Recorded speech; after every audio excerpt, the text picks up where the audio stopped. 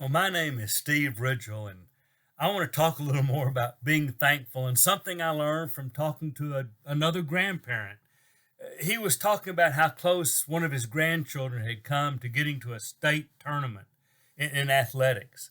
And he said, man, I was just so excited because that is so rare, and most people never have the chance, and most people don't get to see their grandkids do that.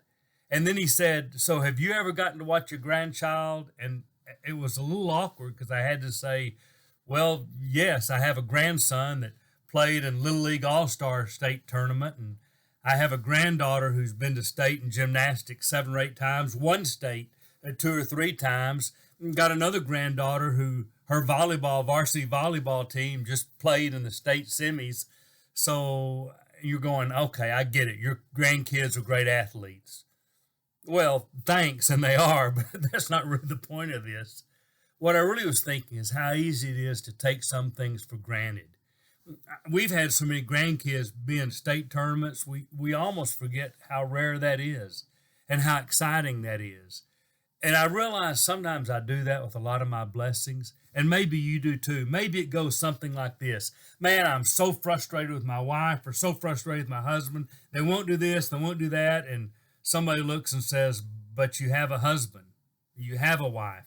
Well, yeah, and I love them, I'm glad I do, but and if we're not careful, we realize we're focusing on the things we don't like instead of being so thankful that we have a mate, because some people don't.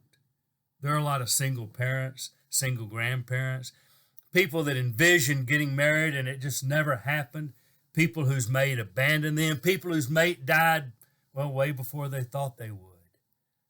People whose mate may be in a memory care unit or in long-term health facilities. We focus on the wrong things. Or someone says, man, something's always wrong with my house. I have to fix that, and this is a problem and that. And somebody says, but you have a house. Well, yeah, but you have a house. A lot of people don't in our world.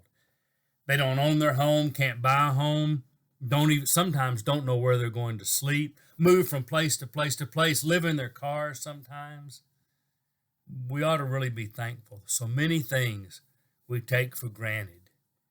I get up in the morning and I have to stretch my back a little, and I still work hard, but I can't do everything like I used to, and at 70, but then I realize how many people can't even get up at 70 or at 50 or sometimes even at 30. And it's not that it hurts them a little bit to get going. They have to stretch a little to kind of warm up. It's that they can't function at all. There's so many things we take for granted. And sometimes the power goes out and you're without electricity for a few hours and you're mad about it till you realize how many people don't have that. For most of us, we're blessed beyond any reasonable expectation. And it's really easy to focus on what doesn't go well, how we didn't get to the state tournament. Don't take things for granted. Be thankful every day for the rare and special opportunities. So I must say thanks to the grandkids that have given me so much enjoyment, so much pleasure getting to all those state playoffs.